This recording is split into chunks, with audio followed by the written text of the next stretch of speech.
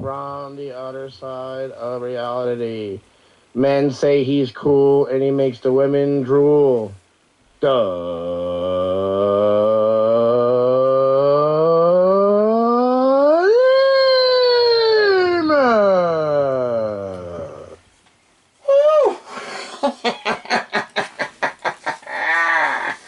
Woo! Big head, come on! Woo! Let's go! Ooh! Well, hello, kitty, and welcome to my 31 Days of Horror, where I, the demon cut a new horror movie for the listeners to the sleepers. Ooh!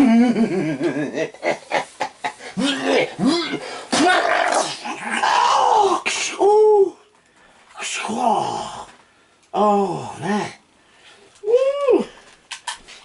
Oh. Oh, baby. Okay. Head brush. Give me a second.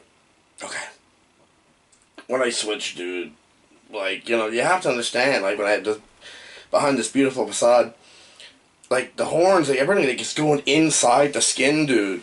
It's, like, rough on the face, and, oh, you know, I'm switching.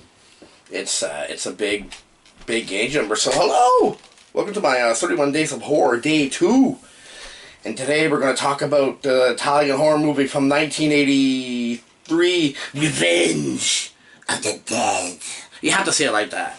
You know, you gotta say like Revenge of the Dead. It doesn't sound as cool, but you say like Revenge of the Dead. And then, you know, it sounds brutal. Revenge of the Dead. The dead are angry about something. I have no idea. I play cards with the dead all the time. They're notorious poker cheats, by the way.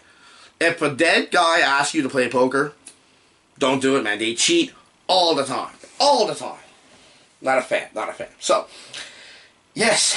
So, I forgot the movie I was just talking about. Oh, yeah, Day of the Dead. Oh, my God. Sometimes, you know, stuff comes this way and it runs out this way. The human brain, so tricky. Demon brain's a lot more easier. Because you have to understand, when I turn, it's not just the outside, it's the inside, too. I turn all the way when I turn human. I just don't go, like, halfway. Because, you know, why? You know, if you're going to go do it, go for the goal. That's what my friend Kikok would say. So, yes, so Revenge of the Dead. It's an Italian horror movie. I'm not going to lie, dude. I was going to shut this movie off in about the first 20 minutes. I was lost. I didn't know what the hell I was doing. I never know what the hell's going on. I just don't know. And I was just ticked off because they're introducing characters and stuff was going on. So the movie starts off. This old lady's going to a house, and then suddenly there's like an earthquake, and the house is shaking. And then she gets attacked by something. And then they bring a girl into the house. I don't know who the girl is. I don't know what they're doing in the house. And then they take the girl downstairs to the basement. And she doesn't want to go. like there's a doctor, I guess. And they took the girl in, and they're taking her down to the basement. And he's like carrying her. She's like, no, no. She doesn't want to go down there. I don't want to go to the freaking basement either. But he takes her down there. She rolls her on the floor. He's like, look for him. And I'm like, look for who? Like, who the hell is she looking for? And she's like digging. And he's like, is that where he is? And she shakes her head, and he runs upstairs, leaves the child down there. He's like, we found him. I'm like, who did you find? What the hell was she doing down there? Why is she there? What are we doing? So they find him, but I guess she gets attacked. Her legs get scratched up. I'm like, okay. And then they find him, but what they find is like a friggin' coffin with a skull inside. Then it cuts. And I'm like, okay, so it cuts to this guy, and like, you know, and it's like his birthday, and I'm like, okay. So I was like, I don't know what's going on. Part of me was like, you know, I could just stop it. I don't know what's going on. I'm like, no, look, you're into this now. You can't go back. Like a rock that comes off the hand. Once the rock is thrown, you can't go back and get it. I started it. I have to finish it. So I'm like, oh, okay. But I was, so the guy, I guess his wife, it's their anniversary, and she got him a typewriter because he's a writer. And he goes to the typewriter and he starts reading the ink ribbon. And the only thing I know about ink ribbon is the stuff that you need to save your game on Resident Evil. You remember? Like, ching, you know. So, anyway, he he starts reading the ink, but I don't know how he can, because when he folds it out and reads it, it's all like one big word. And there's like no punctuation or space. I don't know how the hell he reads it. And he takes it to this professor, and the professor starts telling him something I don't understand. Okay, now here's a weird part. This is why the movie's so weird to me.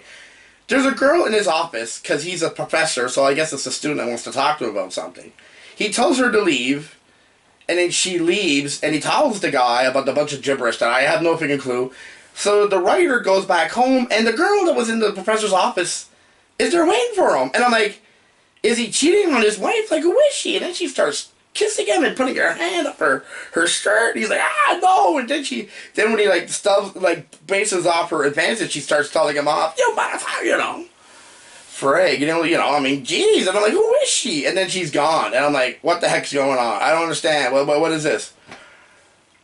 As I pressed on, and I'm telling you, dude, I was like, I'm going to shut this off. I don't like it. But I pressed on, and as I started watching it, things started to make a bit more sense, if you can call it that. So it turns out that the ink ribbon that he had was writing from this priest.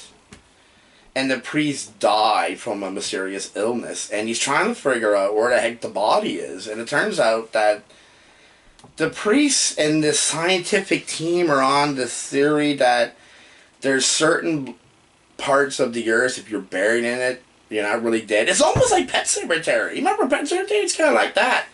When they go bury something in the sand, it comes back to life. It's almost the same premise, really. So he's trying to figure out this stuff, and so as the mystery started unfolding, I started liking it a bit more. However, the thing is with this movie, if you're looking for gore, this is not it. Revenge of the Dead, if you're thinking there's going to be lots of zombies coming out, it's going to be like a zombie apocalypse type thing, no, it's not that at all. It's a horror mystery, emphasized big on the mystery. You're mostly following this writer trying to unsolve this thing that he's doing. There is a horror element to it. There is. There's a couple of times I jumped. I jumped twice. And it was, it's stupid stuff. I mean, as a demon you figure I won't be, but I'm telling you, I get jumped by stuff. Stuff freaks me out.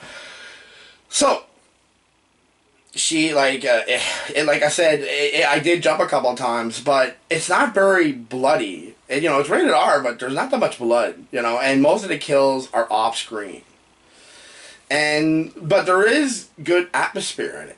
I have to say that. There's one scene that really creeped me out. It was really cool, because the scientific team was looking at a body that they buried in the earth to see if it would come back to life, and they had a camera in the coffin and stuff. And so the writer's in there, and he stumbled upon this experiment, and what was really cool was you saw like on the TV. I have to say that because it's a TV, because it's a boss. And it's on the TV. It's never a circle; it's always square. So it's on the TV, and he sees the face of a guy in a coffin. But then the guy in the picture, like he's supposedly dead, his eyes started waking up. His eyes come up, wake up, open up. Damn it!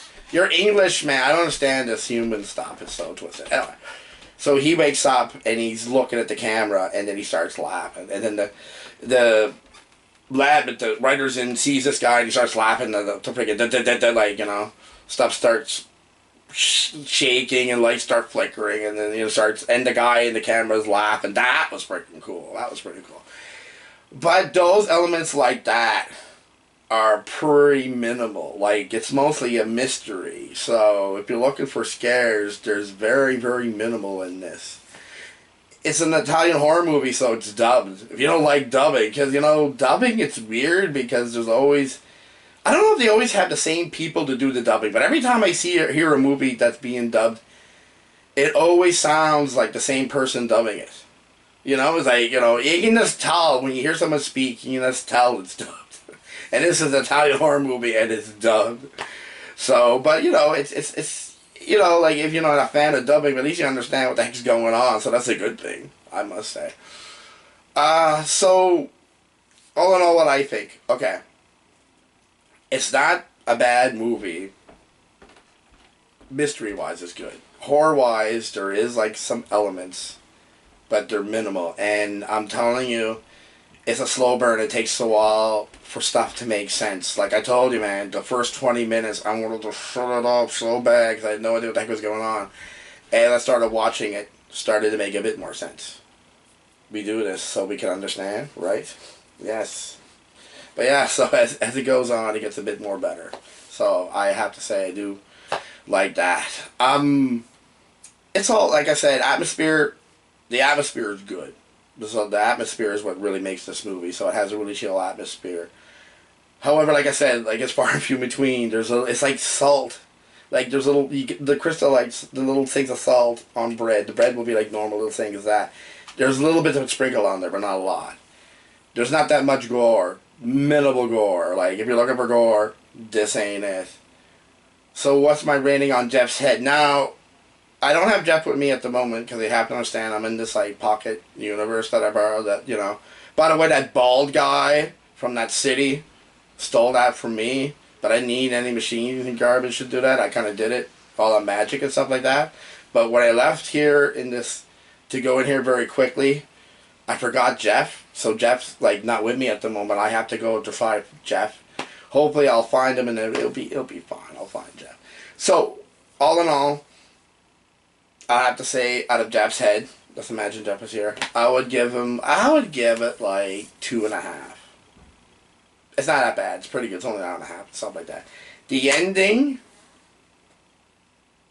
if you've seen Pet Sematary, you'll know the ending. I'm telling you, man. As soon as you see what happens to you know who, and you watch it, I don't really like being spoilers because if you do want to watch it, I don't want to tell you the whole freaking thing in case you do want to see it. But I'm telling you though, the ending, just like Pet Sematary. You'll understand it if you watch Pet Sematary. Although I'm kind of spoiling stuff there unless you've seen Pet Sematary. So I don't know. Maybe I'm being vague. I don't know. So yes. Oh man. Oh god.